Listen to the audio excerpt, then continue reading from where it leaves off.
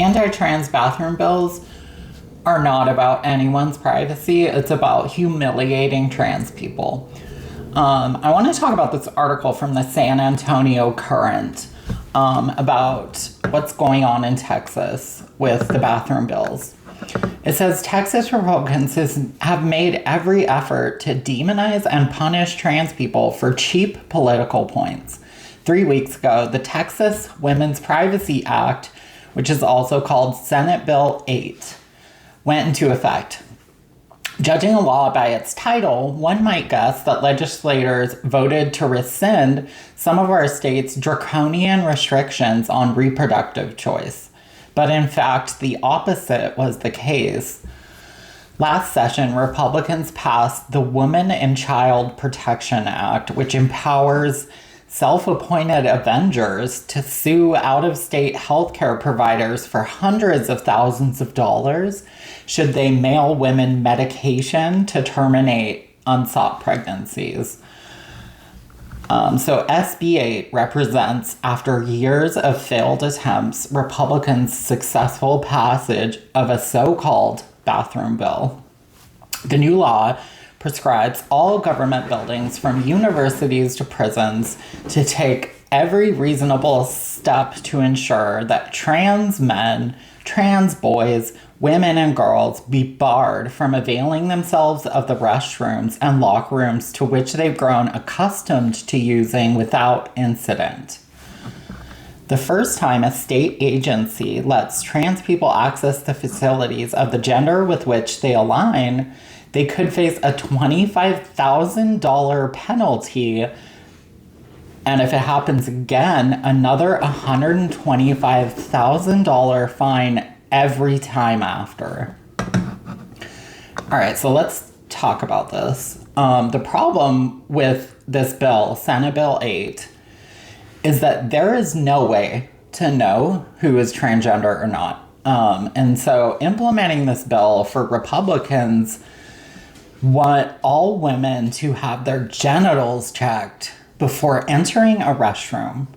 Ken Paxton, the Attorney General of Texas, said to take photos of women in restrooms, which is against the law.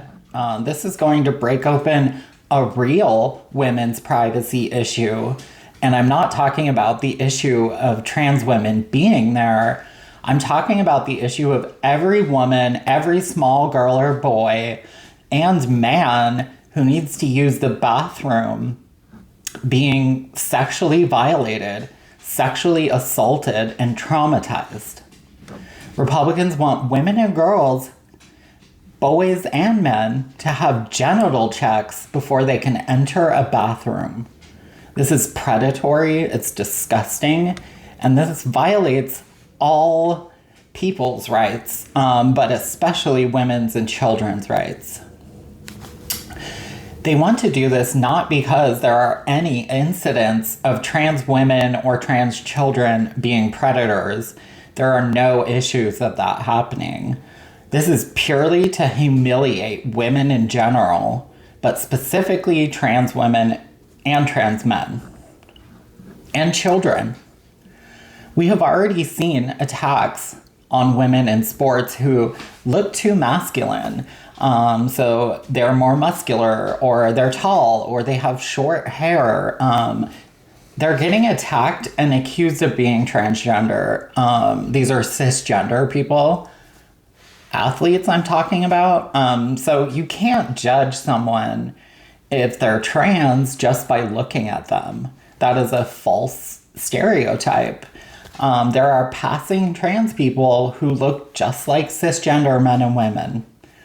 There are also trans people who have had bottom surgery. So even if you checked their genitals, it'll look like a cisgender person's genitals. But this is how uneducated Republicans are on gender, because they don't recognize the reality that trans identity is valid.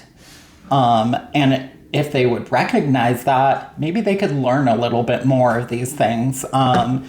This will be a complete mess of a system that endangers all women and children because it's based only on appearance. And Do you really want someone that's that uneducated judging your gender and judging your genitals? I don't think so. So back to the article. Would strip searching a student to check their reproductive system constitute a reasonable step to keep restrooms trans free, despite GOP lawmakers wasting nearly a decade to craft this bill? It doesn't specify what the steps are. And many supporters of this bill, SB 8, want to erase trans people altogether. Longtime San Antonio current hate reader and right-wing activist Jack Finger, if you go back to my old videos a couple months ago, I did a video about this guy. He's disgusting. His name is Jack Finger. And he had publicly said in a government meeting that if trans women used the wrong bathroom, he was going to rip off their private parts to save them money on his surgery. This guy is very anti-trans, very right-wing extremist, delusional. Or consider an indicative headline from far-right online magazine The Federalist, an article titled, "It's Time to Eradicate Transgenderism from Public Life." And how does the publication's senior editor propose to accomplish that? It says we should treat the ideology of transgenderism the way we treated radical Islam after 9/11 or communism in the 1950s. These people are extremely delusional. Anyone advocating or working to advance gender ideology should be treated as a criminal and enemy of the people. This is a joke. And let's remember here that trans identity is not an ideology. Anyone who says that is just extremely uneducated and wrong.